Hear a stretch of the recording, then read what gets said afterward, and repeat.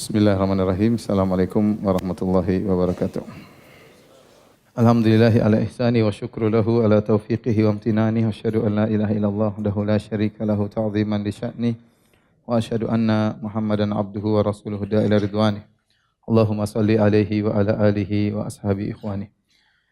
Hadirin dan hadirat yang dirahmati oleh Subhanahu wa taala, insyaallah mulai malam hari ini kita membacakan tafsir Juz Amma. Ya, kita mulai dari surat yang pertama dari Juz Amma, itu surat Amma Yatasa'alun atau surat An-Naba. Kita tahu bahwasanya Al-Quran diturunkan adalah untuk diamalkan. Sebagaimana perkataan Fudail bin Iyad rahimahullahu ta'ala, innama unzilal Qur'anu liyu'mala bih fattakhadhan nasu qira'atahu amala.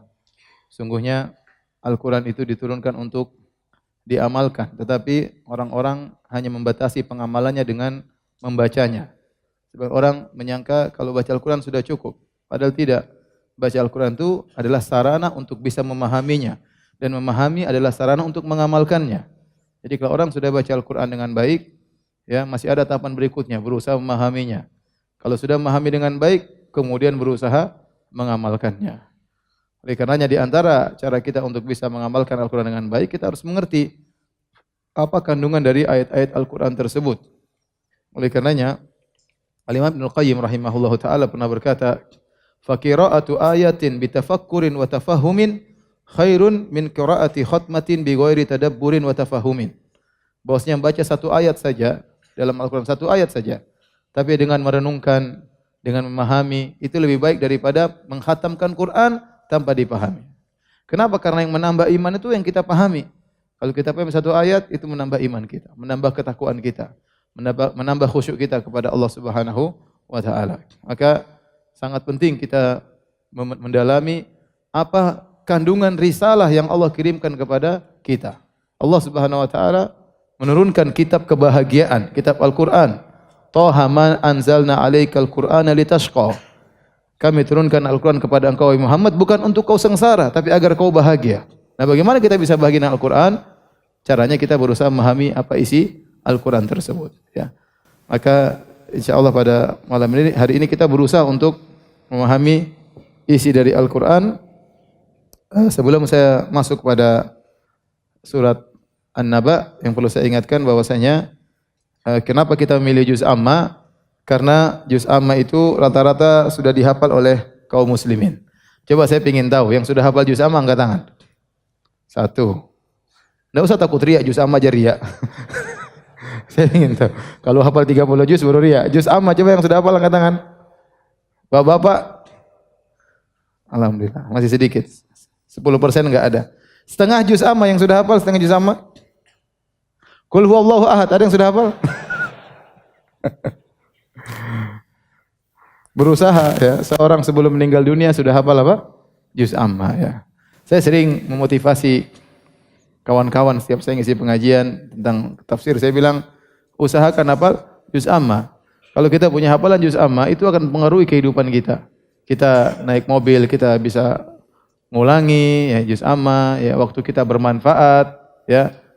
Tapi kalau kita enggak punya hafalan ya susah ya.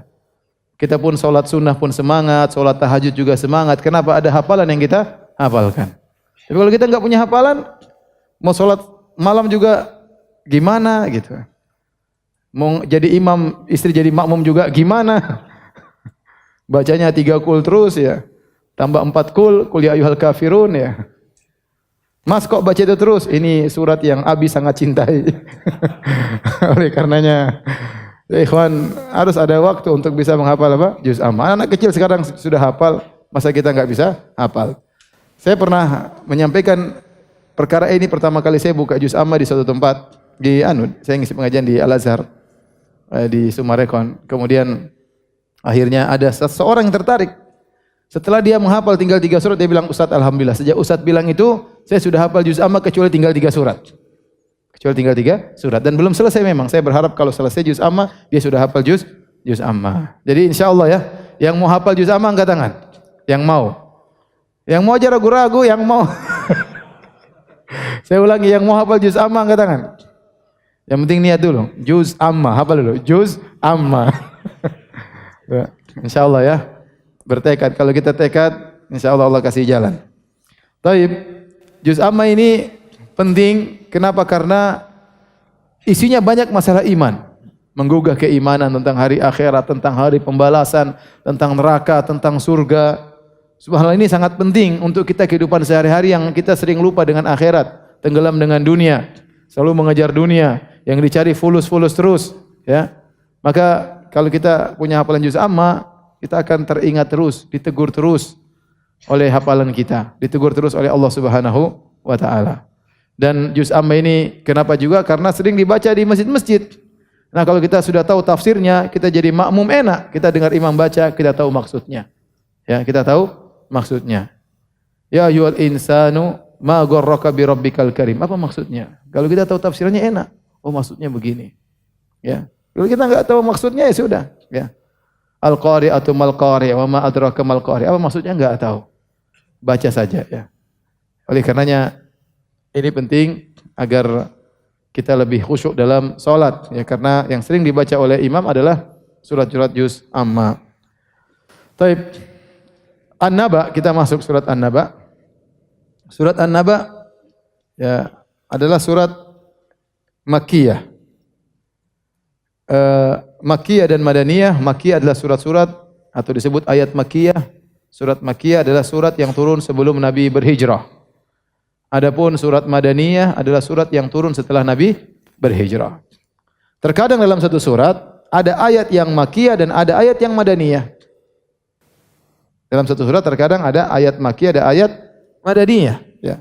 Nanti akan kita dapati ayat-ayat tersebut seperti surat seperti dalam surat Al-A'la, surat Makkiyah, tetapi ada ayat qad aflaha man tazakka. Sungguh beruntung orang yang ditafsirkan oleh sebagian ulama, sungguh beruntung orang yang bayar zakat. Sementara zakat tidak diwajibkan kecuali di mana? Di Madinah. Sehingga mereka mengatakan semua ayatnya Makkiyah kecuali ayat ini, contoh. Ya, seperti itu.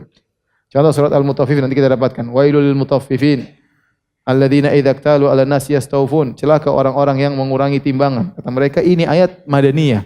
Karena Nabi menegur orang-orang yang tidak jujur dalam timbangan. Tetapi topik berikutnya tentang orang-orang kafir, berarti Makkiyah.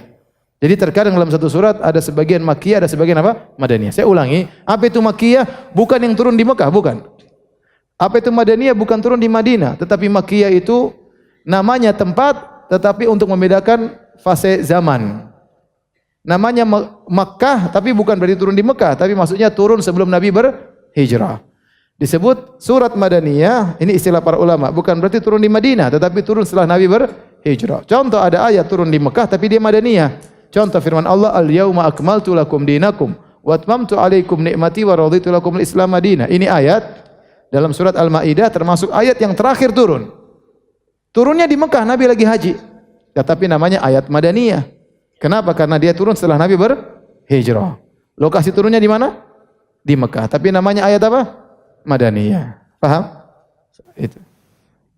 Contoh firman Allah, "Idza jaa nasrullahi wal fath." Jika telah datang pertolongan Allah, kemenangan. Tatkala Nabi menaklukkan kota Mekah, turunnya di Mekah, tetapi di ayat Madaniyah karena turun pada tahun 8 Hijriah setelah Nabi berhijrah 8 tahun. Baik. Adapun surat An-Naba, maka dia surat Makkiyah. Seluruhnya surat apa? Ayat-ayatnya seluruhnya apa? Makkiyah. Kita mulai ya. Amma yatasaalun, tentang apakah mereka saling bertanya. Anin naba'il azim, ya. Tentang berita yang besar, ya.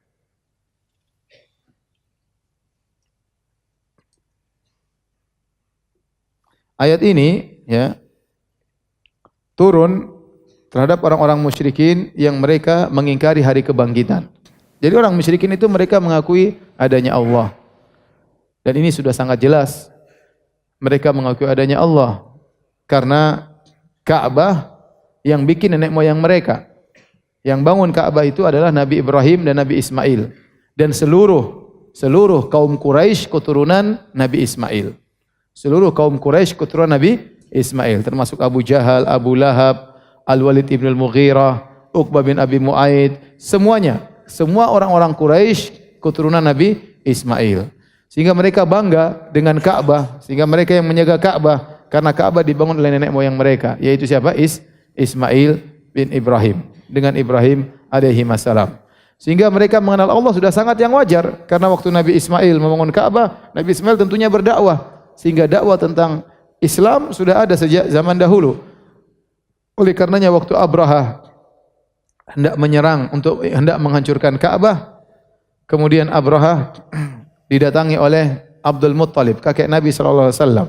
Waktu itu Abraha nyuri 200 ekor onta milik Abdul Muttalib. Maka Abdul Muttalib pun datang berkata, "Wahai Abraha, kembalikan onta-ontaku." Kata Abraha, "Saya kira engkau datang untuk membela Ka'bahmu. Ternyata kau hanya minta kembali onta-ontamu. Ini ambil onta-ontamu." Apa kata Abdul Muttalib? "Ana Rabbul Ibil." Aku adalah pemilik onta-onta tersebut. "Walil Ka'bah Rabbun yahmiha." Ka'bah ada Tuhannya, ada pemiliknya. "Saya menauka minha." Dia akan membela ya Ka'bah itu. Jadi mereka sudah mengenal Allah Subhanahu wa taala, makanya orang musyrikin mereka berhaji, mereka berumrah. Nanti kalau kita belajar sirah kita tahu Nabi setiap tahun berdakwah di Mina. Nabi pergi ke Mina dakwahi orang-orang musyrikin yang lagi apa? Hajian. Ente aja belum haji, orang musyrikin dulu sudah haji. Mereka hajian, mereka juga tawaf. Mereka musyrik itu kan. Mereka musyrik sehingga mereka memasukkan dalam haji mereka kesyirikan dan kebid'ahan. Kesyirikan mereka menyembah berhala-berhala yang ada di sekitar Ka'bah. Kebid'ahan kalau mereka umrah, mereka kalau tidak dapat baju yang baru, maka mereka umrah telanjang. Ya, mereka tawaf telanjang. Jadi mereka punya keyakinan kalau kita tawaf enggak boleh pakai baju yang pernah digunakan untuk maksiat, harus baju baru. Jadi mereka cari baju baru atau enggak mereka pinjam baju dari orang Quraisy. Kalau mereka tidak dapat pinjaman dan mereka tidak bisa beli baju baru, mereka telanjang. Karena menurut mereka tidak pantas baju yang saya sudah pakai untuk maksiat, saya gunakan untuk apa? Tawaf. Jadi sering mereka telanjang, itu bid'ah. Baik.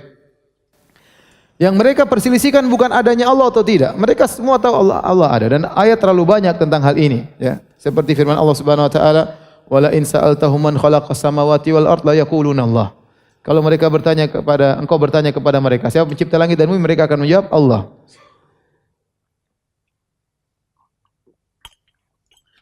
Wala in sa'altahum man khalaqas samawati wal arda wa sakhkhara syamsa wal qamar la yaquluna Allah. Kalau engkau bertanya kepada mereka, wahai Muhammad, siapa yang ciptakan langit dan bumi? Siapa yang perjalankan matahari dan rembulan? La yaquluna Allah. Ini dalam bahasa Arab, la yaquluna Allah itu ada lam taukid, ada nun taukid. Seakan-akan Allah berkata, demi Allah, mereka sungguh-sungguh akan menjawab yang menciptakan langit dan bumi adalah Allah Subhanahu wa taala. Jadi perdebatan antara Nabi dengan orang-orang musyrikin bukan masalah ada Allah atau tidak ada. Mereka bukan ateis. Mereka bukan ateis. Mereka musyrikin. Kenapa dikatakan musyrikin? Karena mereka menduakan Allah, mensekutukan Allah. Itu disebut dengan musyrik. Jadi jangan disangka mereka tidak percaya Tuhan. Jangan disangka mereka ateis. Mereka percaya sama Allah. Tetapi masalahnya mereka berbuat apa? Syirik. Sama seperti orang yang meminta ke kuburan. Dia juga musyrik. Kenapa? Dia berdoa kepada Allah tapi sesekali juga minta kepada penghuni kubur. Maka dikatakan dia menduakan Allah, mensekutukan Allah. Jadi ingat, kalimat syirik yang dilakukan oleh orang-orang musyrikin Arab itu menunjukkan mereka beriman kepada Allah. Pembahasannya nanti insya-Allah ada sendiri. Tetapi ini sekedar sekilas saya ingin sampaikan bahwasanya yang mereka perdebatkan bukan ada Tuhan atau tidak ada Tuhan. Semua sepakat ada Tuhan. Makanya kalau antum baca sirah Nabi, seringkali orang-orang musyrikin bersumpah demi Allah, demi Allah. Seringkali dalam buku sirah, demi Allah. Abu Jahal juga bilang apa? Demi Allah. Abu Lahab juga bilang apa? Demi Allah. Mereka semua percaya sama Allah Subhanahu wa taala. Bahkan di antara yang menakjubkan, waktu perang Badar, Abu Jahal berdoa. Nabi berdoa, Allah sebutkan dalam Al-Qur'an, "Istastaghitsuna rabbakum fastajaba lakum." Waktu mau perang Badar Nabi berdoa. Semalam suntuk Nabi tidak tidur. Paginya Nabi berdoa, angkat tangan sampai selendangnya jatuh. Ternyata bukan cuma Nabi yang berdoa saja, Abu Jahal juga berdoa. Abu Jahal berdoa yang Allah sebutkan dalam Al-Qur'an, ya. "In tastaftihu faqad ja'akumul fath" dalam surah Al-Anfal. Kalau kalian minta keputusan, sungguh telah datang keputusan bagi kalian. Abu Jahal berdoa, "Allahumma ayyuna aqta'a lirrahim wa ja'ana bima lam na'rif fa ahinhul ghadat." Yang artinya, ya Allah, dia berdoa sama Allah. Ya Allah, siapa antara aku dan Muhammad yang paling memutuskan silaturahmi? Karena Abu Jahal nuduh Nabi memutuskan silaturahmi. Gara-gara dia berdakwah, Quraisy pecah. Suami pisah dari istrinya, bapak ribut sama anaknya, kakak ribut sama adiknya. Ini semua gara-gara Muhammad. Dulu kita bersatu padu, gara-gara dia dakwah, pecah belah. Maka Abu Jahal meyakini Muhammad ini pemutus silaturahim. Maka dia berdoa, Allahumma, ya Allah, ayyuna aqta'alir rahim. Siapa di antara aku dan Muhammad yang paling memutuskan silaturahmi? Dan datang dengan perkara yang kami tidak ketahui, maka binasakanlah dia hari ini. Ya. Ternyata dikabulkan oleh Allah Subhanahu wa taala. Tewaslah dia ya. Tapi intinya dia berdoa kepada Allah Subhanahu wa taala. Makan mereka mengatakan dalam ayat banyak sekali. Wa idz qalu Allahumma in kana hadha huwal haqqu min indak. Ya Allah, ini kalau benar Muhammad utusanmu ya Allah, famtir alaina hijaratan minas sama, turunkan hujan batu kepada kami. Kalau memang Muhammad ini yang kau utus. Jadi mereka percaya sama Tuhan, cuma mereka tidak percaya sama Muhammad sebagai Rasul. Mereka tidak percaya adanya hari kiamat. Mereka seperti ayat yang kita dengar Imam baca. Wa idza ra'auka yattakhidunaka ila huzwan ahadzal ladzi ba'atsallahu rasula. Kalau mereka melihat engkau wahai Muhammad, mereka ngejek kamu. Kata mereka, inikah yang diutus Allah? Masa begini modelnya diutus Allah? Mereka ngejek, tapi mereka tidak ribut tentang Allah, semuanya percaya Allah. Tidak ada satu ayat pun yang mereka ragu tentang adanya Tuhan, enggak ada. Jadi antum harus tahu Muhammad SAW diutus kepada kaum yang mereka percaya kepada adanya apa? Allah. Cuma mereka ragu dalam beberapa hal, di antaranya mereka ragu tentang adanya hari kiamat, di antaranya mereka ragu tentang tidak beriman dengan kerasulan Muhammad SAW. Kata Allah, "Anin naba'il azim, amma yatasaalun." Ya, apa yang sedang mereka pertanyakan. Jadi ada isu besar di kota Mekah waktu itu. Isu apa yang sedang mereka bicarakan? Anin naba'il azim, tentang berita agung. Apa berita agung tersebut? Di sini ada 3 pendapat. Ada yang mengatakan mereka mengingkari Al-Quran, ada yang mengatakan mereka mengingkari hari kebangkitan, ada di antara mereka mengatakan, para ahli tafsir mengatakan mereka mengingkari kerasulan Nabi SAW. 3 perkara ini yang menjadi isu sedang beredar di kota Mekah, yang mereka perbicarakan, yang mereka debatkan, yang mereka diskusikan, jadi buah bibir di kota Mekah. Benarkah Muhammad utusan Allah? Benarkah Al-Quran firman Allah? Benarkah akan ada hari kiamat? Ini 3 pendapat di kalangan ahli tafsir. Namun yang lebih kuat kata para ulama, yang sedang mereka perdebatkan dalam ayat ini, yang dimaksud dalam ayat ini adalah mereka tidak percaya dengan adanya hari kiamat. Mereka tidak percaya dengan adanya hari kiamat, hari kebangkitan. Alladzi hum fihi mukhtalifun, yang mereka khilaf tentang adanya hari kebangkitan. Ada yang menyangka ya hari kebangkitan tidak ada. Ya. Ada yang mengatakan ya mungkin ada hari kebangkitan. Ya. Dan yang benar adalah kaum muslimin yang meyakini adanya hari kebangkitan. Kata Allah, kalla saya'lamun. Sungguh sekali-sekali tidak benar persangkaan mereka bahwasanya hari kebangkitan tidak ada. Saya'lamun, mereka akan tahu. Tsumma kalla saya'lamun, dan sungguh kemudian mereka akan tahu adanya hari tersebut.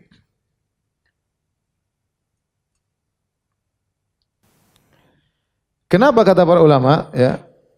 Kenapa orang-orang kafir Quraisy tidak mau percaya sama hari kiamat? Karena mereka tidak mau dimintai pertanggungjawaban. Kalau kita percaya hari kiamat repot. Kita mau begini haram, gitu haram. Enggak ada lah. Dan itu syahwat itu membentuk akidah. Syahwat itu mempengaruhi akidah seseorang. Betapa banyak orang tidak mau masuk Islam. Kenapa? Repot masuk Islam. Bir haram, pacaran haram. Saya enggak mau masuk Islam. Sunat lagi, aduh enggak lah. Jadi dia tidak mau digituin, dia enggak mau masuk Islam akhirnya. Dia enggak mau masuk Islam. Sama orang kafir kenapa tidak mau percaya sama hari kiamat? Karena konsekuensi dari perkara hari kiamat, mereka akan dimintai pertanggungjawaban oleh Allah dan mereka tidak mau. Wa qala alladziina la yarjuna liqa'ana, dan berkata orang tidak berharap bertemu dengan kami. Ya, mereka tidak mau bertemu dengan Allah Subhanahu wa taala. Mereka tidak mau adanya hari kebangkitan, enggak mau.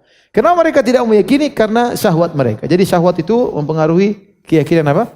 Seseorang. Keyakinan seseorang. Sehingga dia punya akidah karena dibangun di atas syahwat dia.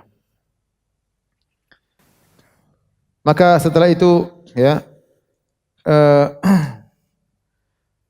jadi Allah bantah, apakah kehidupan seperti itu saja? Ya, jadi apakah semua terjadi tanpa ada pertanggungjawaban? Kalau kita tidak usah jadi enggak usah kita kuasai kota. Misalnya ada kepala RT aja, tapi dalam RT-nya itu ribut sana berkelahi dan dia diam-diam saja. Dia tidak bertanya, dia tidak menyelesaikan masalah, dia tidak minta pertanggungjawaban. Ini RT pintar apa RT bahlul? RT bahlul.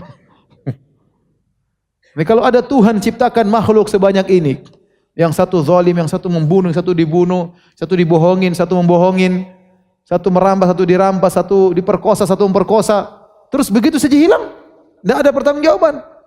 Kalau Tuhan begini modelnya, Tuhan bahlul.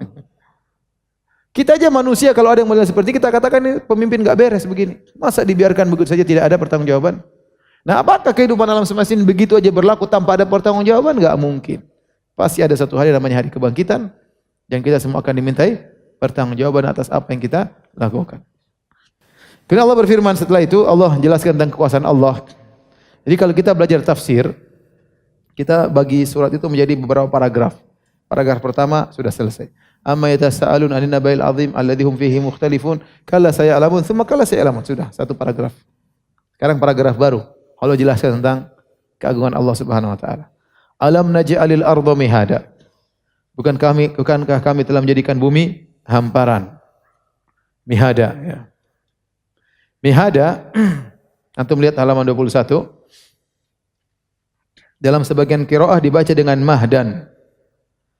Mahdan, yaitu kasur yang disiapkan untuk bayi agar bayi tersebut tidur di atasnya.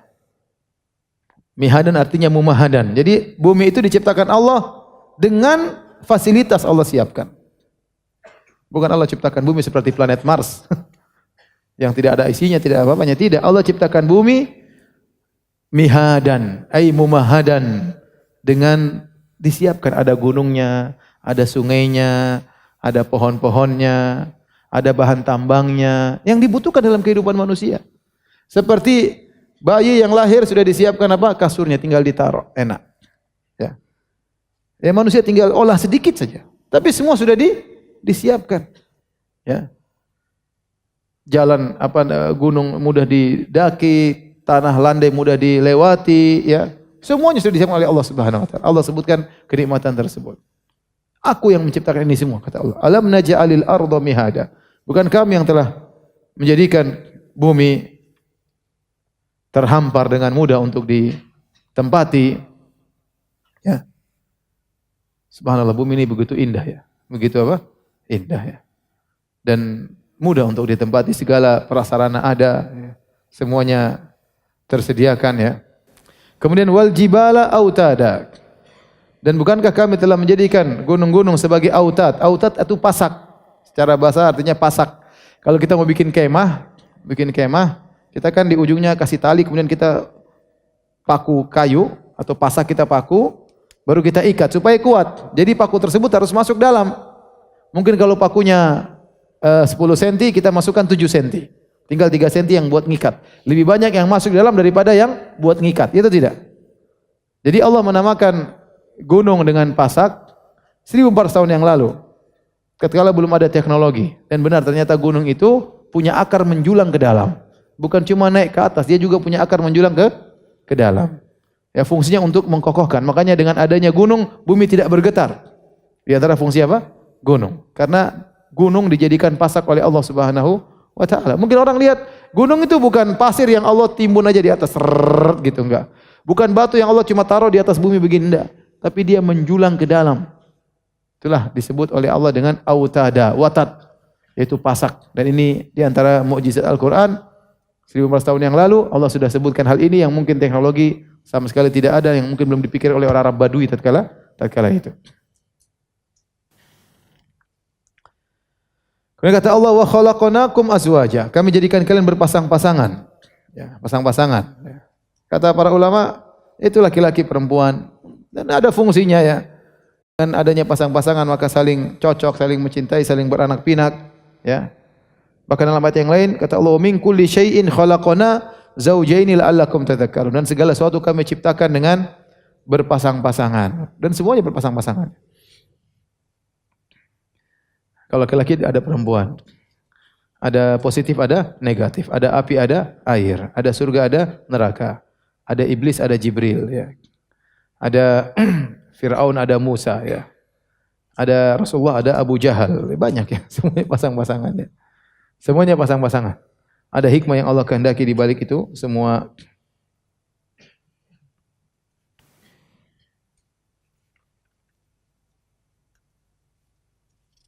Antum udah ngantuk kah? Hah? Udah capek belum? Sudah berapa jam kita bicara ini? Hah? Setengah jam? Baru setengah jam?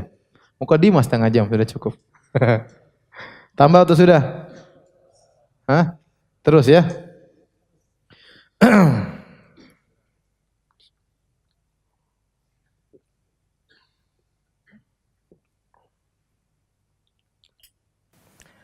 Wa ja'alna naumakum subata. Allah sebutkan nikmat-nikmat yang Allah berikan kepada mereka orang-orang Quraisy. Kami jadikan tidur kalian ya sebagai untuk istirahat. Dalam ya, wa ja'alna al-laila libasa. Kami jadikan malam sebagai pakaian bagi kalian ya. Jadi Allah menciptakan manusia letih kemudian dia ngantuk. Dan itu nikmat ya. Orang kalau sudah letih terus tidur itu paling nikmat. Lebih nikmat dari segalanya. Oleh karena Ibnu Qayyim mengatakan justru manusia itu dia merasakan kenikmatan di puncak kelemahannya baru dia merasakan kenikmatan. Contoh, dia baru merasakan makan itu enak kalau lagi apa? Lapar. Kalau udah kenyang enggak ada yang enak. Dia baru merasakan minum itu lezat begitu karena dia kehausan. Seorang benar-benar merasakan tidur itu nikmat kalau lagi capek ya. Itu kenikmatan yang Allah berikan. Kalau seorang tidak merasa letih, terus kerja, tahu-tahu mati. Ya, tahu mati kerja terus ngitung terus. Bisa meninggal dunia kalau lupa dengan waktunya istirahat, enggak mau istirahat. Kalau dia lupa dengan letihnya, makanya Allah kasih sinyal, letih, istirahat. Ya, kalau dia lupa bisa meninggal dunia. Betapa banyak orang pekerja saya baca di luar negeri sana, mereka kerja tahu-tahu meninggal. Enggak memaksakan diri. Wa ja'alna laila libasa, kami menjadikan malam sebagai pakaian. Karena dahulu kalau sudah malam gelap sudah enggak ada yang kelihatan, semua tertutup. Seakan-akan kegelapan malam meliputi seseorang, seakan-akan menjadi pakaian dia. Makanya Allah mengatakan dengan libasa, yaitu meliputi segala sisi dari sisi tubuhnya kegelapan tersebut. Tidak ada satu bagian tubuhnya pun yang tidak tertutupi dengan kegelapan tersebut. Ini kalau benar-benar malam matikan lampu maka gelap tidak kelihatan, maka seakan-akan pakaian yang meliputi tubuh kita, maka Allah namakan dengan libasa. Kata Allah, wa ja'alna an-nahara ma'asha. Kami jadikan siang sebagai tempat untuk mencari penghidupan, untuk kerja. Makanya ya secara alami bahwasanya malam adalah tempat istirahat, siang untuk tempat apa? Kerja. Malam waktunya istirahat, siang waktunya kerja. Kalau ada orang yang membalak-balikkan aturan ini, dia tidak akan hidup dengan enak. Coba kalau ada orang malamnya kerja, siangnya tidur. Pasti tubuhnya enggak enak. Meskipun dia tidur siang lebih banyak daripada orang kalau tidur malam 6 jam sudah segar. Ya, 6 jam sudah segar. Tapi kalau dia tidur siang sampai 6 jam, 7 jam, tetap badan tidak enak. Kenapa? Karena dia menyelisihi aturan yang Allah bikin. Aturannya malam istirahat, siang apa? Kerja. Karena dia merubah pola. Kemudian kata Allah Subhanahu wa taala, wa banaina fawqakum sab'an shidada. Dan kami bangunkan di atas kalian 7 langit yang kokoh. Subhanallah ya. Langit yang kita lihat ni baru langit yang pertama. Langit apa? Langit dunia. Belum langit yang kedua, langit yang ketiga. Sebab Allah mengatakan seluruh yang ada langit dunia ini bintang-bintang ya. Walaqad zayyana as-samaa'a ad-dunya bimasabiha. Kata Allah, kami hiasi langit ini, langit dunia dengan bintang-bintang. Jadi seluruh bintang-bintang yang ada ini masih di langit pertama. Masih langit yang pertama. Langit pertamanya kita enggak tahu. Ya, tapi Allah katakan dia kokoh. Dia kokoh, dia bisa menahan bintang-bintang yang begitu banyak. Dia bisa menampung matahari, rembulan, planet-planet. Kita baru lihat langit yang pertama. Itu pun kita tidak tahu tebalnya langit tersebut seberapa, luasnya langit tersebut seberapa, kita enggak pernah tahu. Langit ini enggak pernah kita tahu ujungnya mana, pangkalnya mana. Lebarnya, tebalnya seberapa kita enggak tahu. Tapi disebut dalam hadis perjalanan 500 tahun. Tebal sekali. Ini yang kita lihat baru langit pertama, belum langit kedua, belum langit ketiga, belum langit ketujuh. betapa luasnya alam semesta ini, betapa kecilnya kita ya. Betapa kecilnya kita ya. Kata Allah Subhanahu wa taala, ya. Wa ja'alna sirajan wahaja. Kami jadikan pelita yang amat terang itu matahari. Kata para ulama, wahaj itu artinya sesuatu yang panas. Dalil bahwasanya matahari itu mengeluarkan panas.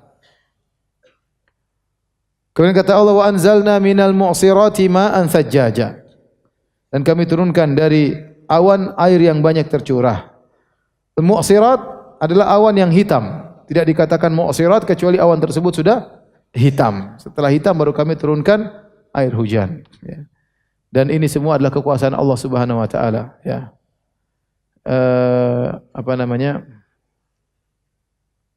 Alam tara anna Allah yuzji sahaban thumma yu'allifu bainahu thumma ja'alu rukama. Bukankah kau tidak lihat bagaimana Allah menggiring awan, Allah merangkai awan-awan tersebut yang tadi terpecah-pecah, Allah rangkai, Allah jadikan bertumpuk-tumpuk. Ya. Semua yang bikin Allah Subhanahu wa taala.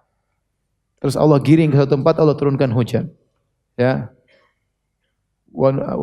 Dan Allah Subhanahu wa taala menurunkan air hujan biqadar dengan ukuran yang Allah kehendaki. Allah ingin turunkan sekian. Allah ingin memberi musibah kepada satu kaum, Allah turunkan dengan deras. Terserah Allah Subhanahu wa taala. Tapi ini nikmat, hujan ini yang turunkan Allah Subhanahu wa taala. Kata Allah, linukhrija bihi habba wa nabata. Dengan hujan tersebut kami keluarkan habban itu tumbuhan dan nabata. Ya, kalau habban itu biji-bijian, nabatan itu tumbuhan. Kata para ulama, kenapa didahulukan habban sebelum nabatan? Karena kebutuhan manusia terhadap biji-bijian lebih besar. Karena itu makanan pokok. Seperti adas, seperti beras, ya. Nah, ini disebut dengan habban, ya. Korma disebut dengan habban. Adapun nabatan seperti sayur-sayuran, pepohonan, buah-buahan, ya.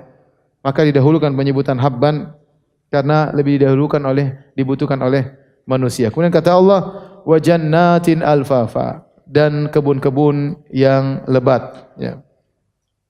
Itu semua anugerah dari Allah Subhanahu wa taala, tidak terjadi dengan sendirinya, tapi semua sudah diatur oleh Allah Subhanahu wa taala.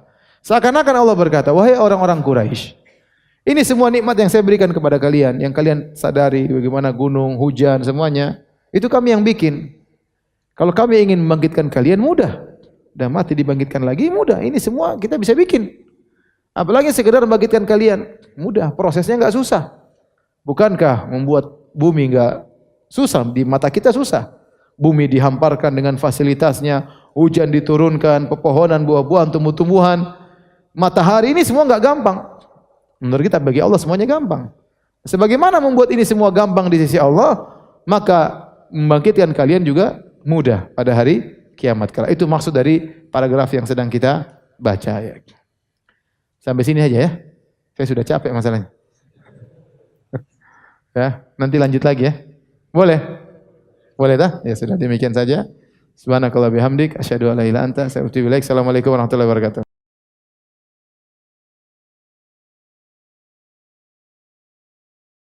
Bismillahirrahmanirrahim. Assalamualaikum warahmatullahi wabarakatuh.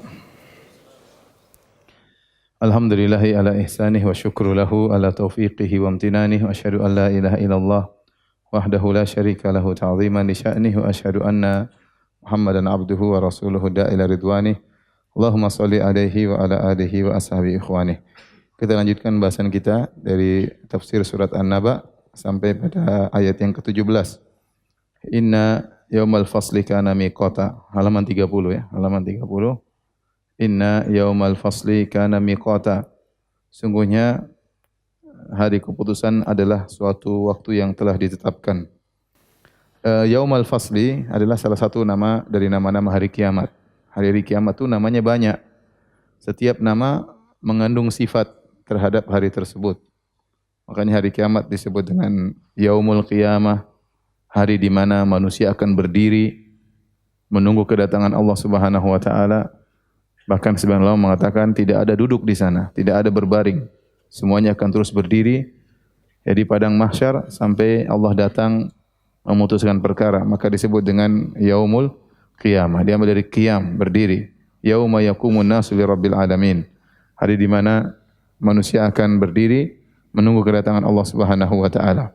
Disebut juga dengan Yaumul Mahsyar karena orang akan dikumpulkan pada hari tersebut. Disebut juga dengan Al-Qari'ah, disebut juga dengan As-Sakhah, banyak ya. Jadi masing-masing nama tersebut menjelaskan tentang sifat pada hari itu.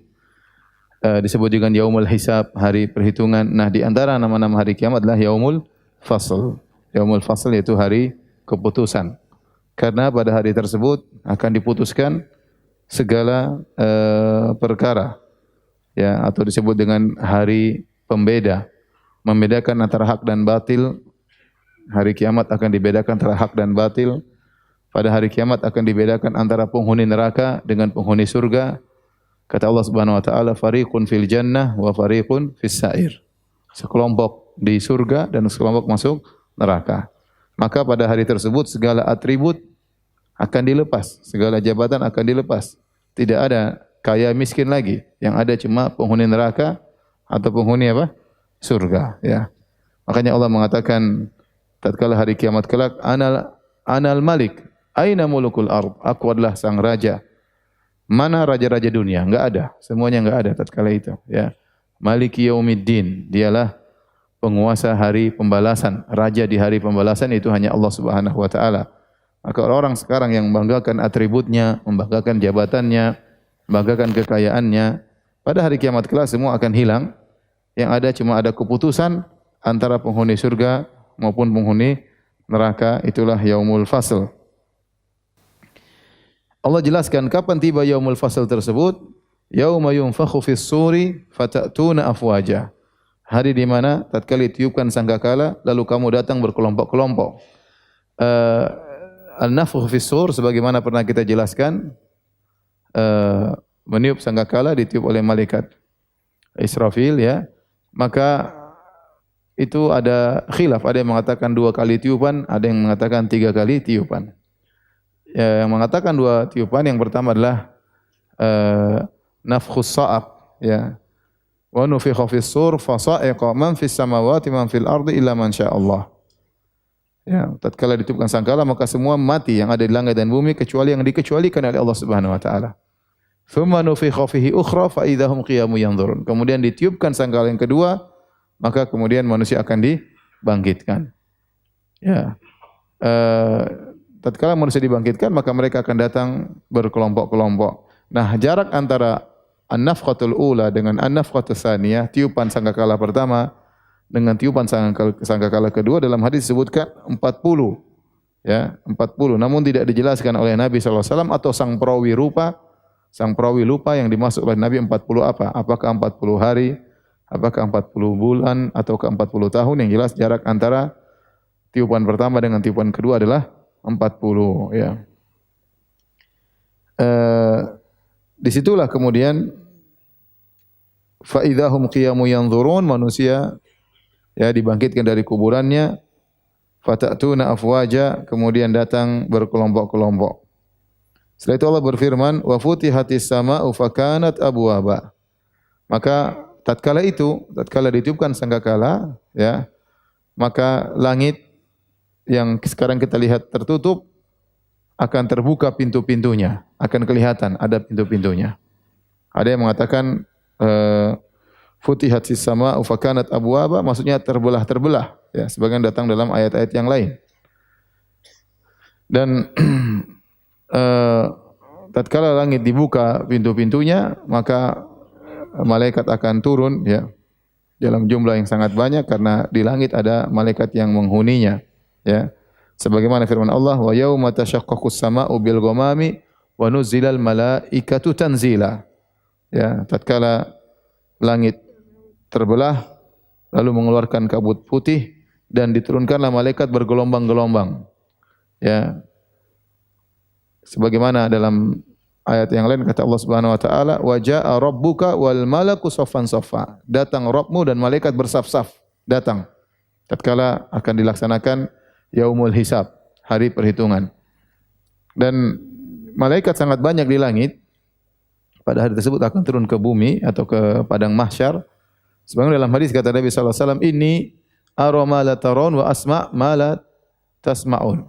Aku melihat apa yang tidak kalian lihat dan aku mendengar apa yang kalian tidak dengar. Kemudian kata Nabi, at-tatis sama'u wa huqqalaha an ta'id. Sungguh langit mengeluarkan bunyi kerak ya. Al-atid itu suara kalau onta ditaruh barang banyak akhirnya keberatan, kerak. Itu namanya al-atid. Di langit terdengar suara tersebut tapi kita enggak dengar, yang dengar cuma Nabi sallallahu alaihi wasallam. Kemudian kata Nabi wa huqqalaha an ta'id, dan pantas wajar bagi dia untuk mengeluarkan suara tersebut. Kenapa? Karena penghuninya sangat banyak. Kata Nabi, ma fiha mawdi'u arba'i asabi' illa alaihi malakun sajid. Tidak ada jarak 4 jari di langit kecuali ada malaikat yang sedang apa? Sujud. Wadhi'un jabhatahu, yang sedang meletakkan keningnya sujud kepada Allah Subhanahu wa taala. Makanya malaikat sangat banyak di langit. Nanti akan turun tatkala hari kiamat. Dan sebelumnya juga malaikat turun. Sebagian malaikat tatkala mencatat amalan para hamba. Kemudian sebagian malaikat juga akan turun tatkala Lailatul Qadar. Kata Allah, tanazzalul malaikatu warruhu fiha. Malaikat turun dengan banyak pada hari malam Lailatul Qadar, dan juga malaikat Jibril ikut turun di malam Lailatul Qadar. Sehingga Lailatul Qadar disebut dengan Lailatul Qadar karena di antara makna Lailatul Qadar adalah malam yang sempit. Al-Qadar dalam bahasa Arab di antara maknanya artinya sempit. Kenapa? Karena pada malam tersebut malaikat banyak memenuhi bumi. Kemudian wasuyiratil jibalu fakanat saraba, dan dijalankan gunung-gunung maka menjadi fata morgana lah dia. Jadi gunung-gunung ya akan diangkat ya. Jadi gunung-gunung dicabut dulu dari pasaknya, setelah dicabut kemudian diperjalankan, kemudian ditabrakkan oleh Allah Subhanahu wa taala, kemudian menjadi debu yang terbangan ya. Itulah gunung. Wa yas'alunaka 'anil jibal faqul yansifuha rabbi nasfa. Mereka bertanya kepada tentang gunung yang kokoh, batu yang besar yang menjulang ke dalam bumi ya, menusuk ke dalam bumi. Kata Allah Subhanahu wa taala, faqul yansifuha rabbi nasfa. Katakanlah Rabbku akan menghancurkan dengan sehancur-hancurnya ya. Ya, kathiban mahila ya, kata Allah seperti pasir ya, debu yang berterbangan ya. Jadi yang tadinya batu besar tiba-tiba melebur kayak butiran-butiran langsung jatuh. Gunung nanti seperti itu pada hari kiamat kelak. Jadi Allah sebutkan, ini paragraf ini Allah sebutkan tentang Yaumul Fasli, hari pembeda atau hari keputusan yang akan tiba kapan? Tatkala tiba hari kiamat. Baru tiba tatkala tiba hari kiamat, karena Yaumul Fasli maksudnya hari kiamat. Allah sebutkan sebagian sifat-sifatnya. Sifat-sifatnya tadi disebutkan, langit terbelah, kemudian gunung diterbangkan ya. Setelah itu masuk pada paragraf berikutnya. Paragraf berikutnya ayat ke-21. Kata Allah Subhanahu wa taala ya. Inna jahannama kanat mirsada. Dan ini ciri-ciri surat-surat Makkiyah ya. Isinya tentang hari kiamat, karena orang-orang kafir Quraisy sebagaimana kita jelaskan tadi malam, mereka mengingkari adanya hari kiamat. Mereka mengingkari, Allah tidak peduli. Allah tetap jelaskan tentang hari kiamat tersebut. Siapa tahu di antara mereka ada yang sadar. Allah sebutin dahsyatnya hari tersebut meskipun mereka tidak mau beriman. Ya. Kata Allah, inna jahannama kanat mirsada. Setelah itu Allah lebih spesifik lagi berbicara tentang setelah hari kiamat, yaitu ada neraka Jahannam. Inna jahannama kanat mirsada. Sungguhnya neraka Jahannam itu ada tempat pengintai. Jadi Jahannam itu mengintai. Mengintai siapa? Mengintai orang-orang yang siap untuk dimasukkan dalam neraka Jahannam. Oleh karenanya kalau orang lewat di Sirat, sudah ada kalalib, besi-besi yang siap mencabik orang tersebut, dilemparkan dalam neraka. Jadi diintai, itu siap. Terus kena masuk. Itu lagi tuh kena terus masuk. Semuanya diintai. Semua sudah tercatat, si fulan bakalan masuk neraka Jahannam, maka neraka Jahannam mengintai orang-orang yang pantas untuk masuk dilemparkan dalam neraka Jahannam. Sebagaimana kita tahu kalau kita lihat sirat di samping sirat ada kalalib, besi-besi yang bergantungan, yang tajam, yang siap mengkait orang-orang yang akan dimasukkan dalam neraka Jahannam. Dikaitkan kemudian dilemparkan dalam neraka Jahannam. Itu salah satu bentuk pengintaian neraka Jahannam terhadap orang-orang kafir. Makanya Allah mengatakan litagina ma'aba. menjadi tempat kembali bagi orang-orang yang melampaui batas. At-taghin itu orang melampaui batas, orang-orang yang sombong, yang angkuh, yang musyrik, yang kafir, melampaui batas ya. Maka itulah orang-orang yang diintai oleh neraka Jahannam. Kemudian kata Allah Subhanahu wa taala, labithina fiha ahqaba. Mereka akan tinggal di dalam neraka Jahannam ahqaba. Ahqaba jamak dari hukban. Dan al-hukub artinya waktu yang panjang. Ada khilaf di kalangan para salaf apa makna dari al-hukub. Yaitu sekarang kalau kita artikan mereka akan tinggal berabad-abad lamanya atau berzaman-zaman lamanya, berhukub-hukub lamanya dalam neraka. Nah, hukub ini apa maksudnya? Hukub ini ada khilaf, ada yang mengatakan hukub artinya 70 tahun, ada yang mengatakan hukub artinya 80 tahun, ada yang mengatakan hukub artinya 300 tahun. Jadi mereka akan tinggal berhukub-hukub jadi 30 tahun, tambah lagi 30 tahun, tambah lagi 30 tahun. Atau 70 tahun, setelah disiksa tambah lagi 70 tahun, tambah lagi 70 tahun. Atau 300 tahun, karena hukum maknanya ada yang mengatakan 30, ada yang mengatakan 70 tahun, ada yang mengatakan 300 tahun. Namun para ulama mengatakan maksudnya 30 tahun hitungan di dunia. Tetapi ingat, di akhirat kelak satu hari seperti 1000 tahun. Satu hari 1000 tahun. Kalau kita mengambil hukum artinya 30 tahun, berarti berapa tahun? 30 kali 3, coba kali matematika. 30 kali 365 kali 1000. Berapa itu?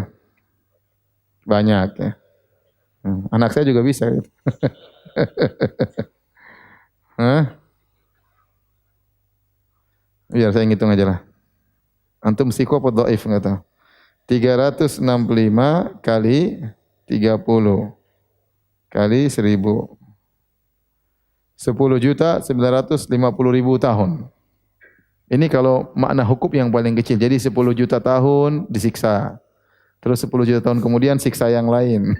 10 juta tahun kemudian siksa yang lain. Kalau maknanya 70 tahun ya sekitar 25 juta tahun. Ya, kalau 70 kan 30 10 juta berarti kalau 60 20 juta, kalau 70 sekitar 25 juta tahun. 25 juta tahun disiksa. Kemudian 25 tahun berikutnya disiksa, 25 juta tahun lagi kemudian disiksa yang lain. Atau 300 tahun, berarti 100 juta. 100 juta tahun disiksa, subhanallah. Bukan 100 juta tahun. 100 juta tahun disiksa, 100 juta tahun berikutnya disiksa, 100 juta. Makanya jangan saya mantu masuk neraka ya. Mantu masuk neraka repot. Kalau dapat periodik 30-30 ya. Makanya waliyadzubillah, neraka ini sangat mengerikan. Nah, ini maksudnya ahqaba di situ maksudnya. Ada pembahasan tapi saya tidak ingin bahas di sini masalah akidah. Tapi intinya bahwasanya ahqaba di sini bukan menafikan khalidina fiha. Jadi orang kafir masuk neraka khalidina fiha, mereka kekal dalam neraka selama-lamanya. Namun kenapa Allah mengatakan ahqaba? Maka ditafsirkan oleh para ulama maksudnya setiap periodik itu siksaannya tersendiri. Periodik berikutnya siksaannya lagi berubah lagi. Karena dalam neraka Jahannam berbagai macam model siksaan. Ya. Berbagai macam siksaan dan tidak ada yang menyiksa siksaan Allah Subhanahu wa taala, ya. Jadi ini maksudnya ahqaba, kumpulan zaman-zaman berapa lama mereka siksa enggak berhenti-berhenti, tetapi mereka disiksa secara periodik. Ada yang mengatakan 10 juta tahun, 10 juta tahun berikutnya, 10 juta tahun berikutnya, karena akhirat tiada penghujungnya. Adapun kalau orang Islam yang dimasukkan dalam neraka Jahannam pelaku maksiat, maka mereka ada batasan waktunya. Tetapi pembahasan kita ini tentang orang kafir, karena ayat ini surat Makkiyah turun, konteksnya, khitabnya, pembicaraannya kepada orang-orang musyrikin apa? Mekah. Ya, musyrikin Mekah. Dan mereka tahu makna hukum itu waktu yang lama. Makanya Allah ingin mengatakan, kalian tuh bukan hukum yang disiksa, bukan cuma sehukum, tapi berhukum-hukum dan tiada berhentinya. Khalidina fiha abada, kekal dalam neraka selama-lamanya.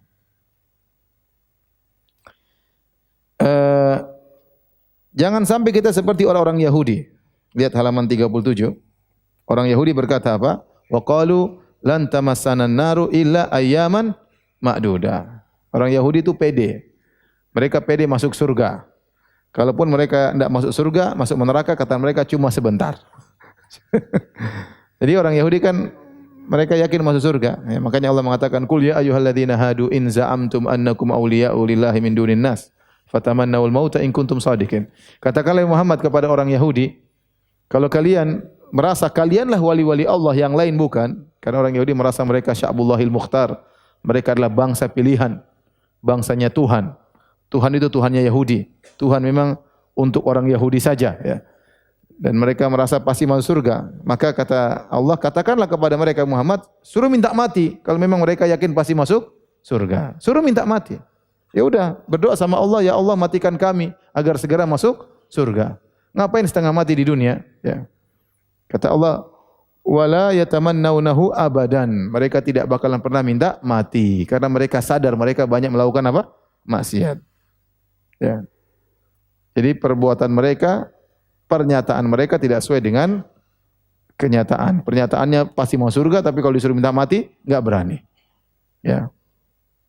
Qul in kanat lakumud darul akhiratu indallahi khalisatan min dunin nas fatamannawul maut wa la yatamannahu abadan bima qaddamat aydihim.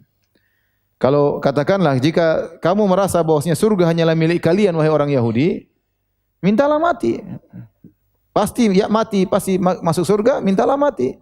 Kita orang Islam tidak demikian. Kita orang Islam yakin yang bisa masuk surga hanyalah orang yang bertauhid. Tapi tidak ada di antara kita yang yakin masuk apa? Surga. Kita sadar kita banyak maksiat, kita banyak kekurangan. Tetapi orang Yahudi merasa pasti masuk surga. Tapi kalau disuruh minta mati enggak berani. Tetapi mereka mengatakan, sombongnya mereka, kalaupun kita masuk neraka cuma sebentar. Ya. Lan tamassana naru illa ayyaman ma'dudah. Kami hanya disentuh neraka cuma beberapa hari. Keyakinan seperti ini masih diyakini sampai sekarang. Saya punya kawan di Australia, dia kerja sama orang Yahudi. Subhanallah, mereka ngobrol terkadang masalah akidah. Kata orang Yahudi bosnya tersebut, kita ini kalau masuk neraka cuma sebentar, beberapa hari. Teman saya ingat, persis seperti di Al-Quran. Persis seperti di Al-Quran. Mereka meyakini kalau masuk neraka cuma beberapa hari. Kita bilang taruhlah sesuai dengan keyakinanmu cuma beberapa hari. Ingat, 1 hari 1000 tahun. Ya akhi, siapa yang kuat tahan 1000 tahun disiksa? Jadi orang miskin aja 1000 tahun setengah mati. Apalagi disiksa. Ya, orang sekarang sakit aja sebulan terkapar di rumah sakit menderita. Sampai banyak orang mau mati, mau bunuh diri. Ya, karena enggak kuat menahan. Padahal cuma begitu. Apalagi itu tidak disiksa, cuma sakit. Apalagi kalau disiksa beberapa hari, berarti beberapa ribu tahun, ya. Waliyadzubillah.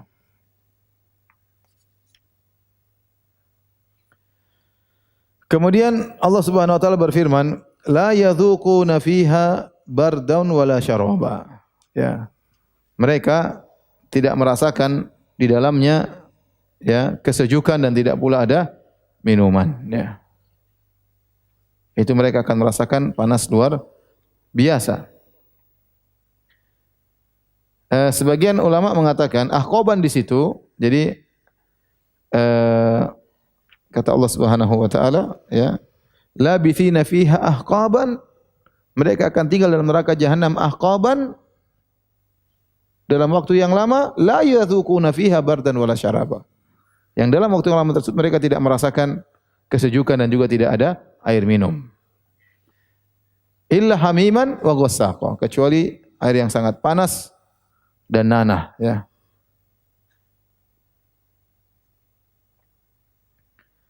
Setelah itu baru mereka merasakan kesiksaan yang lainnya lagi. Ini sebagian ulama mengatakan ayat sebelumnya berkaitan dengan ayat setelahnya. Jadi la yadzuquna fiha badan wala syaraban adalah sifat bagi ahqaban. Bagi yang belajar nahwu tentu tahu. Taib. Illa hamiman wa ghassaqa. Mereka tidak akan merasakan minum, tidak akan merasakan kesejukan. Yang mereka minum hanyalah air yang sangat panas dan ghassaq yaitu nanah, ya. Dan nanah tersebut disebutkan adalah nanah yang sangat dingin. Nanah yang sangat. Jadi penghuni neraka jahanam itu disiksa dengan dua model, disiksa dengan sangat panas dan sangat dingin. Jadi jangan disangka bahwa neraka cuma panas doang, ada juga dingin yang sangat menyiksa. Ya. Makanya dalam hadis, istaqatin naru ila rabbiha. Neraka mengeluh kepada Rabbnya. Faqalat, neraka berkata, ya Rabbi akala ba'dhi ba'dhan, sebagianku makan sebagian yang lainnya. Fa'adzina laha binafasain. Maka Allah pun mengizinkan neraka dengan dua hembusan, nafasin fis syita wa nafasin fis saif. Hembusan di musim dingin, hembusan di musim panas. Fa huwa ashaddu ma tajidu minal har wa ashaddu ma tajidu minal zamharir. Dan itulah yang kalian rasakan yang sangat panas dan kalian rasakan yang sangat dingin. Sebenarnya mengatakan ya bahwasanya musim panas, musim dingin itu salah satu dampak dari hembusan api neraka. Hembusan api neraka. Bahkan ada yang mengatakan matahari itu salah satu dari sebagian secuil dari neraka jahanam. Karena musim panas berkaitan dengan matahari dan matahari salah satu cuplikan dari apa?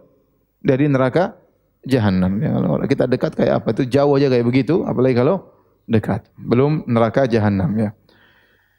Intinya di neraka siksaan hamiman artinya air yang sangat panas, ghassaqan nanah yang sangat dingin ya. Kalau orang dimasukkan dalam kulkas ya. Dingin atau tidak? Sekarang aja kita pakai AC kedinginan. Ya, apalagi kalau kita tinggal di negara-negara yang 4 musim. Di Madinah saja kalau pernah saya sempat kalau enggak salah 2 derajat. Dingin luar biasa. Sampai ada yang meninggal, anak-anak yang enggak kuat meninggal ya. Nah, sekarang alhamdulillah ada pemanas. Kalau zaman dulu kayak apa? Enggak ada pemanas, mau cari kayu bakar, terlambat cari kayu bakar, kedinginan, apa namanya? Meninggal dunia ya. Itu baru -2. Belum di sebagian negara Eropa sampai -15. Masya Allah. Kayak apa? Orang bilang kalau orang keluar dia enggak pakai tutup telinga, telinganya bisa beku, kalau dikutik teleng lepas. Allah alam benar atau tidak ya. Kalau saking apa? Dinginnya ya. Dingin banget ya. Dingin, belum anginnya yang kita enggak bisa gerak kadang-kadang ya. Dingin banget ya. Wajah ini udah kayak es batu ya. Jadi kaku ya. Saya pernah keluar pada waktu itu cuma 2 derajat Celcius. Saya keluar di salah satu tempat di Eropa. Kemudian dengan angin yang dingin, dibilang dengan angin jadi -4 kalau nggak salah. Atau rasanya seperti -4. Itu sudah nggak kuat kayak apa. Ya. Jadi memang tersiksa dengan dingin yang sangat juga membuat orang tersiksa. Bagaimana lagi dinginnya di neraka jahanam. Ustaz, kok bisa digabungkan antara dingin dan panas? Bilang bisa. Ya, sebelah sana panas, sebelah sini dingin, mudah bagi Allah Subhanahu wa taala. Kulkas saja kan begitu. Kita buka dalamnya dingin, belakangnya apa? Panas. Allahu ala kulli syai'in qadir. Allah Maha Kuasa atas segala sesuatu. Baik, jadilah minuman orang-orang kafir ya. Kata Allah, jazaan wifaqa. Balasan yang setimpal bagi mereka. Setimpal ya. Karena mereka tidak tahu diri. Sudah dikasih kenikmatan, tidak mau bersyukur kepada Allah, masih menyembah selain Allah Subhanahu wa taala. Tidak tahu diri, Allah yang berikan mereka segala prasarana, berikan mereka kenikmatan yang mereka sembah. Ada yang menyembah nabi, ada yang menyembah pohon, ada yang menyembah malaikat, ada yang menyembah sapi, ya, ada yang menyembah matahari. Mereka berbuat syirik kepada Allah Subhanahu wa taala. Antum bayangkan disuruh minum air panas ya. Yang ya kalau mereka apa namanya minum faqatta'a am'a'ahum, maka perut mereka akan hancur.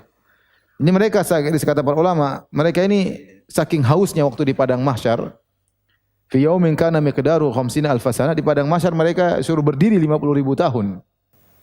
Jarak matahari jaraknya 1 mil. Mereka kepanasan kelaparan. Orang kafir itu kepanasan kelaparan. Setelah mereka ribuan tahun kehausan, keringat bercucuran enggak mati-mati, merasakan kehausan yang amat sangat. Begitu dimasukkan dalam neraka jahanam, mereka haus, mereka minta minum, ya. Minta minum kepada Allah Subhanahu wa taala. Allah kasih air panas. Mereka tahu itu panas, tapi karena sudah saking hausnya, mereka tetap apa? Minum. Ibarat orang tatkala morfin ya, kecanduan ya. Tahu ini bahaya, tapi dia tetap aja, dia harus apa namanya? Belah-belah tangannya, kemudian hisap darahnya. Dia tahu ini sakit, tapi dia sudah bagaimana lagi? Tidak bisa, harus dia minum, Sama orang kecanduan rokok, udah tahu itu isap api, tapi ya gimana lagi? Udah tahu bakalan sakit, tetap aja gimana lagi? Harus isap rokok ya. Ya. Saya kadang nggak habis pikir, kenapa orang bisa merokok ya? Apa yang buat mereka ingin merokok? Coba tanya sama antum perokok, coba tanya. Yang merokok, coba tanya pada diri sendiri. Pertama kali saya merokok kenapa? Apa coba yang motivasi saya untuk merokok? Enggak ada. Bikin habis duit, masukin asap dalam apa? Perut, dalam paru-paru, ya. Intinya enggak ada. Hanya dihiasi oleh setan. Bikin fly juga tidak. Ya. Kalau bir kan mungkin ada bikin fly enak. Kalau rokok apa? Enggak ada. Cuma setan menghiasi bahwasanya orang yang merokok itu keren. Itu aja. Ya. Iklannya orang badan besar merokok begini. Ya itu iklannya. Ente kurus krempeng begini. Terus iklannya pemanjat gunung. Iklannya terkesan kalau merokok gagah di depan cewek. Dihiasi oleh setan semuanya itu. Kayaknya orang yang merokok lebih jantan daripada yang tidak merokok. Dari mana kaidah itu? Ilmiah juga tidak, secara logika juga tidak, tapi itulah contoh bagaimana maksiat benar-benar dihiasi oleh syaitan. Ya. Kalau bir, oke lah, bir ada lezatnya, ada enaknya rasanya, ada mungkin fly, bikin hilang stres, macam-macam. Kalau rokok, apa? Jadi karena mereka sudah sangat haus, tidak ada yang bisa mereka minum, terpaksa mereka minum. Padahal mereka tahu itu akan menyiksa mereka. Akhirnya mereka wasukumaan hamiman, mereka pun minum air yang sangat panas. Faqata am'ahum, mencabik-cabik usus mereka. Nanah ini gimana minum nanah? Siapa yang kuat minum? Tapi enggak ada lagi. Haus mau diapain? Akhirnya nanah mereka minum yang sangat dingin, udah masuk dalam diri mereka, sangat dingin menyiksa diri mereka. Karena dingin itu juga menyiksa. Siksaan bisa dengan kedinginan, siksaan bisa dengan kepanasan. Kata Allah Subhanahu wa taala, "Innahum kanu la yarjuna hisaba." Mereka dahulu tidak berharap untuk dihisab, ya. Kenapa mereka takut dihisab? Mereka enggak mau dihisab. Aidza mitna wa kunna turaban. Kalau kami sudah mati, sudah jadi tanah, apa kita akan dibangkitkan lagi? Ya, enggak mungkin kata mereka. Dan mereka tidak mau dihisab. Enggak mau dihisab. Karena mereka tahu kalau mereka dihisab banyak sekali kemaksiatan yang mereka lakukan. Kata Allah, "Kadzdzabu bi ayatina kidzaba." Mereka telah mendustakan ayat-ayat kami dengan sedusta-dustanya. Wa kullu syai'in ahsainahu kitaba. Dan segala sesuatu telah kami catat dalam satu kitab. Semua perbuatan mereka enggak ada yang luput. Mereka enggak mau dihisab, tetap dihisab. Semua perkataan mereka, semua keyakinan mereka, semua perbuatan mereka ahsainahu kitaban. Kami telah tuliskan dalam catatan. Kata Allah, fadzuku falan nazidakum illa adzaba. Rasakanlah dan kalian tidak akan merasakan kecuali tambahan. Ini ayat kata para ulama, ayat yang paling mengerikan bagi penghuni neraka jahanam, yaitu fadzuku falan nazidakum illa adzaba. Rasakanlah azab neraka jahanam dan kami tidak menambah bagi kalian kecuali azab yang bertambah-tambah. Jadi penghuni neraka jahanam waktu mereka diazab, mereka minta mati. Ya. Wa nadau ya Malik liyaqdi alaina rabbuk. Mereka berteriak, wahai malaikat Malik, sampaikan kepada Allah, matikan kami. Jawabannya, innakum makithun. Kalian tidak bakalan mati. Ya. Walladzina kafaru lahum naru jahannam la yuqda alaihim fayamutu wa la yukhaffafu anhum min adzabiha. Kadzalika najzi kulla kafur. La yuqda alaihim. Mereka tidak bakalan mati. Minta mati enggak dikasih mati. Minta dikurangi. Wa qala alladziina fin nari li khazanati jahannam ud'u rabbakum yukhaffif 'anna yawman minal adzab. Maka penghuni neraka jahanam berkata kepada penjaga neraka, pada para malaikat, mintalah kepada Rabbmu, Rabb kalian agar mengurangi azab kami meskipun hanya sehari. Kasih libur aja sehari. Bukan libur, kurangilah. Sehari saja. Jadi mereka minta mati enggak dikasih mati. Mereka minta dikurangi enggak dikurangi. Jawabannya justru ditambah. Fadzuku falan nazidakum illa adzaba. Rasakanlah dan kalian tidak akan merasakan tambahan, bukan tambahan keringanan tapi tambahan apa? Siksaan. Makanya kata para ulama ini ayat yang paling mengerikan bagi penghuni neraka jahanam karena mereka disiksa bukan dengan siksaan yang statis tetapi dinamis, semakin bertambah-tambah, ya. Fa yauma idzin la yu'adzibu 'adzabahu ahad. Pada hari tersebut tidak ada yang menyiksa seperti siksaan Allah. Wala yuthiqu wathaqahu ahad, dan tidak ada yang bisa membelenggu seperti belenggunya Allah. Antum bayangkan orang paling sadis di dunia menyiksa, siksaannya masih kalah dengan siksaan apa? Allah. Karena Allah mengatakan tidak ada yang bisa menyiksa seperti siksaan Allah. Di antaranya siksaan Allah akan terus bertambah-tambah bagi para penghuni neraka jahanam, yaitu orang-orang kafir. Allah cerita tentang neraka. Sekarang masuk paragraf berikutnya tentang surga. Dan itu metode Al-Quran, targhib wa tarhib. Memberi motivasi dan beri peringatan. Ya. Itu harus kita contohi. Jadi kalau kita ceramah juga begitu, ada motivasi, ada peringatan, ada fadilah amal, ada dosa-dosa besar. Disampaikan, ya, ada targhib, ada tarhib. Jangan setiap kajian selalu neraka terus. Nanti orang kafir mau masuk Islam enggak jadi, itu kajiannya neraka terus Ustaz. Mana surganya gitu. Kajian dosa besar terus, semua mengeri semua. Orang enggak tertarik sama Islam kalau begitu. Harus ada targhib dan apa? Tarhib. Anak-anak juga gitu. Nak, kamu jangan gini. Jangan. Selalu larangan. Keluar dari bapaknya sama ibunya, larangan. Kamu enggak boleh. Haram, haram, haram. Kapan halalnya? Kapan motivasi? Kapan hadiahnya?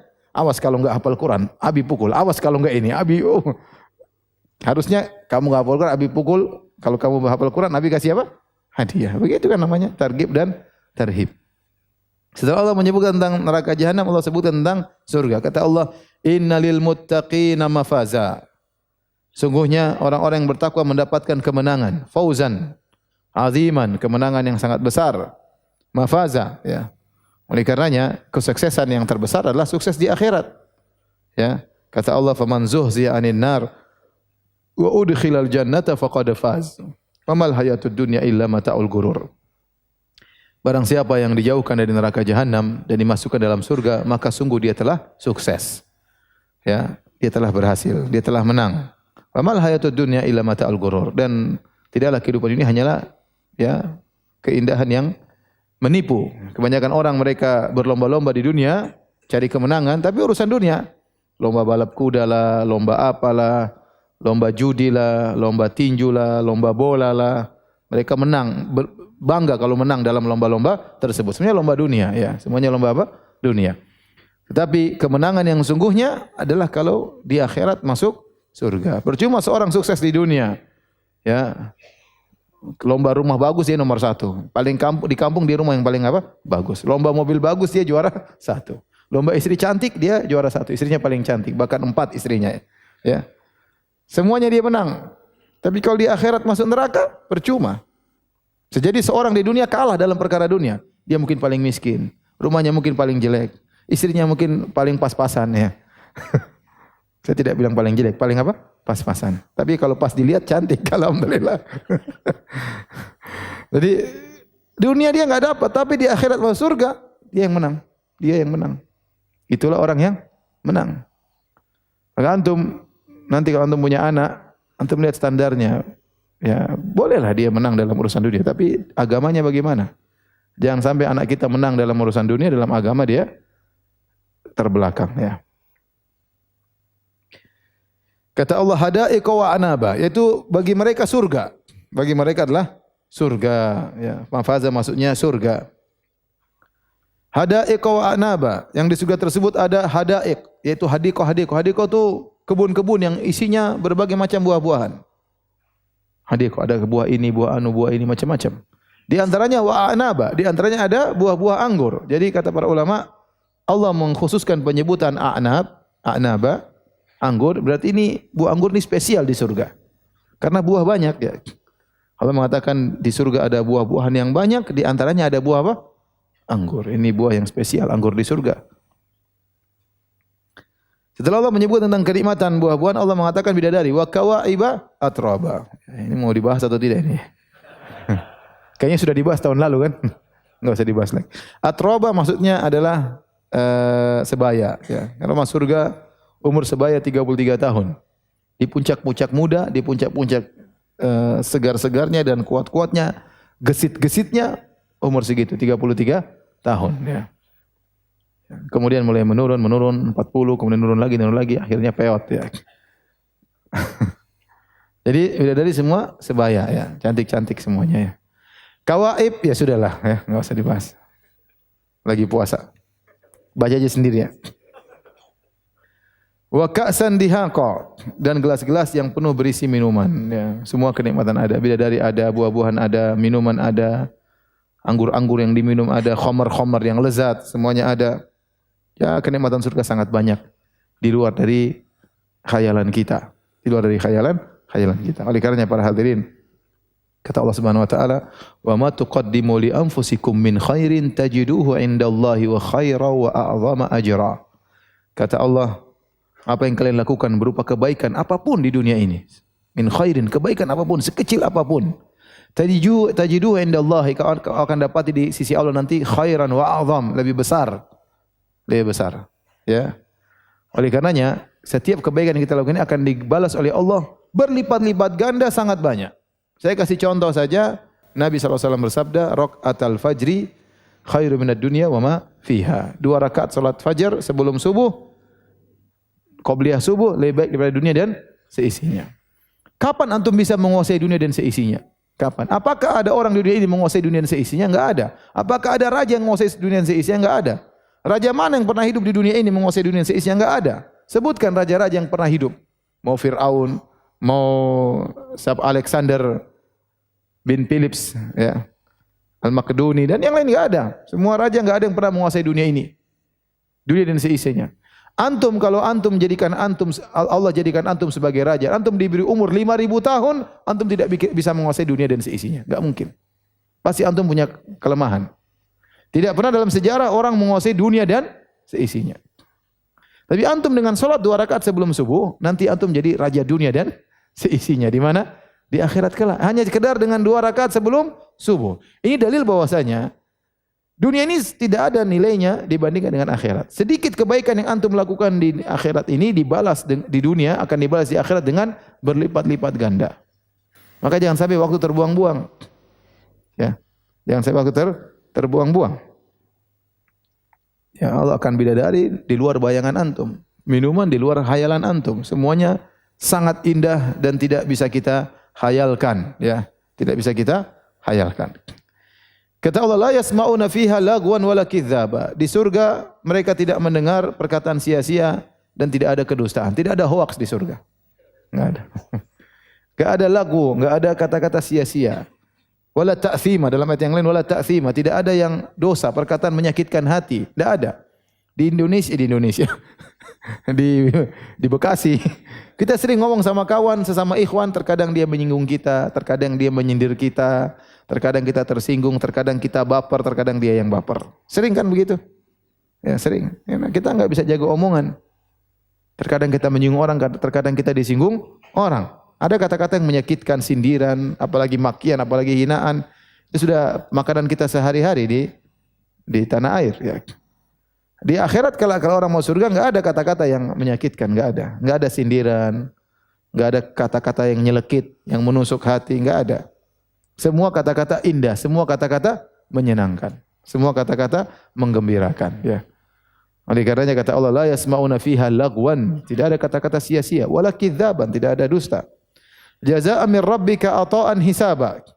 Sebagai balasan dari Rabbmu, pemberian ya yang cukup banyak, tidak ada kekurangan, cukup.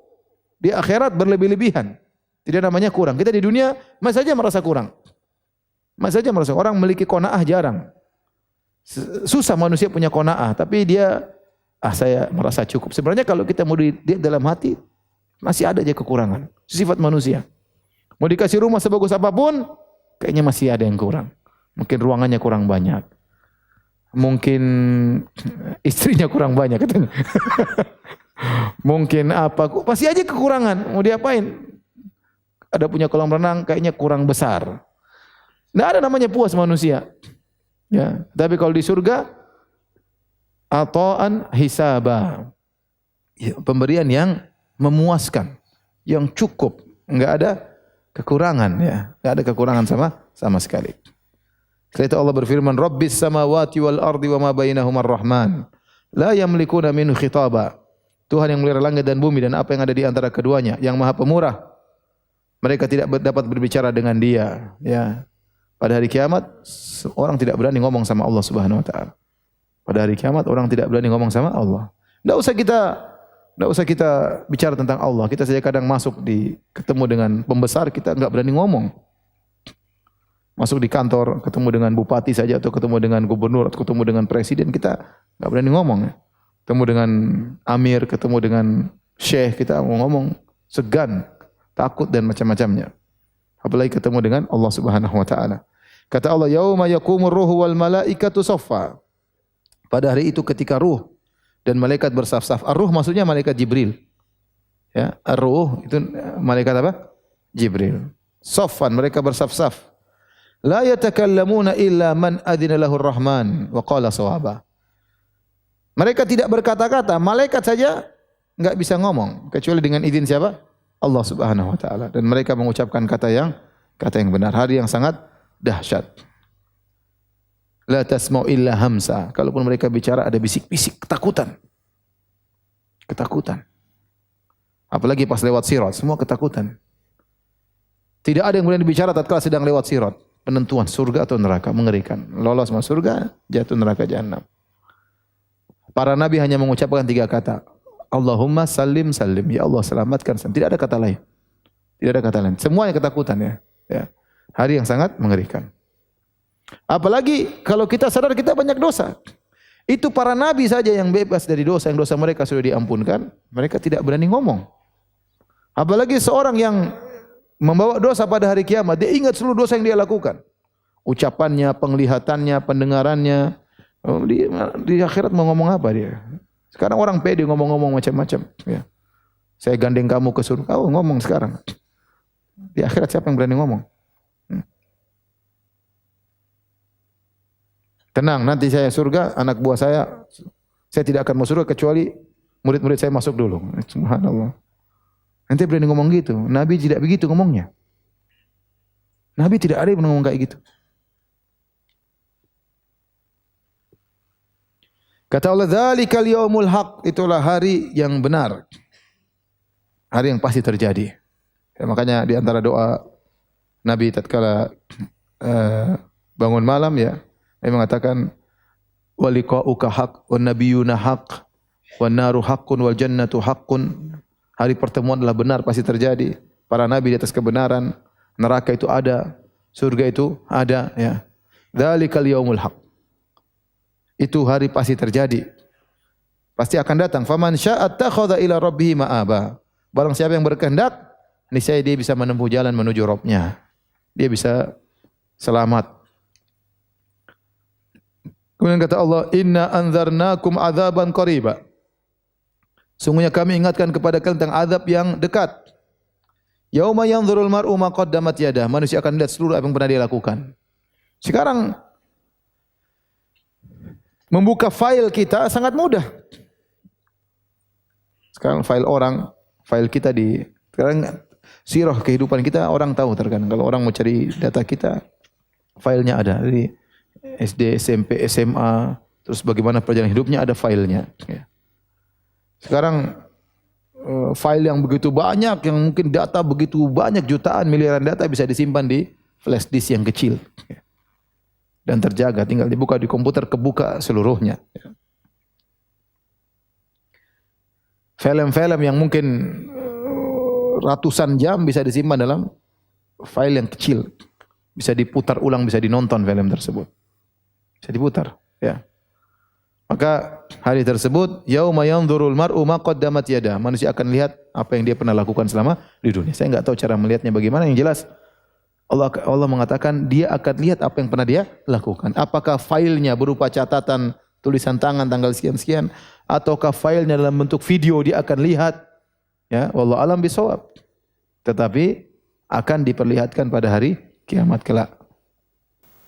Wa yaqulul kafiru ya laitani kuntu turaba. Maka tatkala itu orang kafir berkata, seandainya aku hanyalah sebuah tanah yang tidak dibangkitkan, tidak disidang dan tidak dimasukkan dalam neraka jahanam. Seorang kafir berangan-angan menjadi tanah. Kapan orang kafir mengatakan seandainya saya jadi tanah? Tatkala orang kafir melihat ada kambing yang disidang, dikisos oleh Allah Subhanahu wa taala. Dalam hadis kata Nabi sallallahu alaihi wasallam, la tu'addunnal huquqa ila ahliha yaumal qiyamati hatta yuqada li syatil jalha min syatil qarna. Kata Nabi, sungguh kalian akan mengembalikan hak kalian, akan mengembalikan hak kepada pemiliknya pada hari kiamat kelak sampai hak kambing yang ditanduk akan mengambil haknya dari kambing yang menanduknya. Ini menunjukkan keadilan Allah Subhanahu wa taala. Jangankan manusia disidang, kambing pun akan disidang, hewan pun akan disidang. Tetapi disidangnya sekedar kisos kemudian dirubah jadi tanah. Hanya sekedar dikisos, tidak ada kelanjutan surga atau neraka. Beda kalau manusia. Dan itu kita akan lihat. Kita akan lihat. Orang kafir pun melihat kambing dihadirkan oleh Allah. Keadilan ditegakkan, jangan kepada manusia, kepada hewan pun ditegakkan. Setelah itu kambing yang tidak ditanduk mengambil haknya dari kambing yang menanduknya. Setelah itu kata Allah kuni turaba, jadilah pasir, selesai. Makanya dalam satu hadis dari Abu Dzar dia berkata, radhiyallahu anhu, anna Rasulullah sallallahu alaihi wasallam ra'a syataini tantatihan. Rasulullah SAW melihat dua kambing saling menanduk. Rasulullah bertanya, "Ya Abu Dzar, hal tadri fima tantatihan?" Abu Dzar, tahukah engkau kenapa dua kambing ini saling bertanduk? Ada masalah apa? Ya Abu Dzar tidak tahu. Ini kambing bertanduk kenapa? Rebutan makanan kah? Rebutan kambing betina kah? Enggak tahu. Ini kenapa ribut? Kata dia, saya tidak tahu ya Rasulullah. Kata Rasulullah SAW, lakinnallaha yadri. Tapi Allah tahu kenapa mereka saling menanduk. Wa sayaqdi bainahuma, dan Allah akan mengadili mereka berdua pada hari kiamat kelak. Ya. Oleh karenanya, tatkala hewan dikisos kemudian, makanya Allah mengatakan, ya, wa idzal wuhusyu husyirat. Tatkala hewan-hewan buas akan dikumpulkan, dia akan dihidupkan lagi, kumpulkan. Ya. Hari sangat dahsyat. Ya. Bayangkan hari kiamat kemudian dikumpulkan manusia, atau melihat hewan-hewan, ada singa, ada macan dikumpulkan, semuanya ramai hari tersebut. Berkemudian disidang oleh Allah Subhanahu wa taala. Selesai. Surat apa? An-Naba. Buka puasa jam berapa? Masih lama? Lanjut apa sudah? Sudah ya? Sudah ya? Sudah ya? Sudahlah ya. Nanti kita lanjut habis tarawih insyaallah taala ya. Masih muqaddimah pelan-pelan insyaallah. Nanti insyaallah malam lebih panjang, besok insyaallah lebih panjang. Demikian, subhanakallah bihamdik asyhadu an la ilaha illa anta astaghfiruka wa atubu ilaik. Assalamualaikum warahmatullahi wabarakatuh. Oh ya, hadiah. Yang bisa jawab saya kasih hadiah. Bukan hadiah dari panitia ya. Pertanyaan pertama,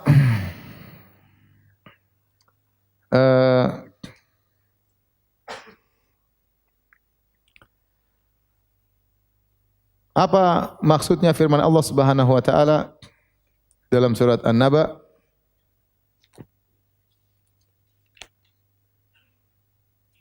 Dzalikal inna yaumal fasli kana miqata. Siapa yang bisa jawab? Berdiri.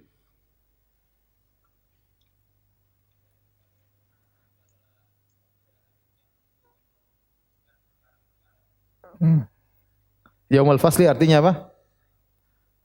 Lain makna lain hari pembeda.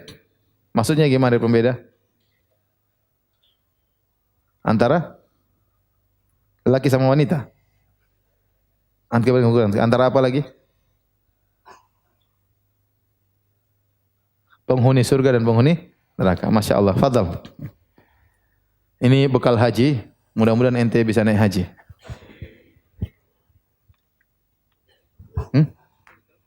Sudah naik haji? Belum? Belum. Penampilannya belum.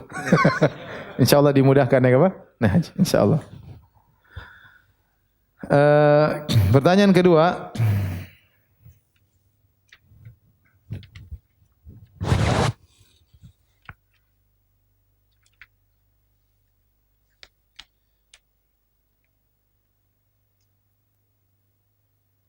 Saya bisa tafsirkan fadzuku falan nazidakum illa adzaba. Rasakanlah, kalian tidak merasakan kecuali tambahan siksaan. Ada yang bisa jelaskan? Antum? Berdiri coba. Maksudnya? Salam warahmatullahi wabarakatuh. Maksudnya apa?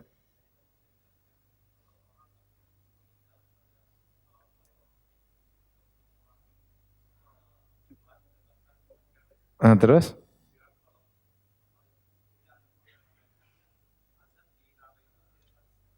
Masya Allah, silakan. Sudah naik haji belum? Belum ya? Mudah-mudahan jadi Pak Haji, insya Allah. Baik, demikian saja. Assalamualaikum warahmatullahi wabarakatuh.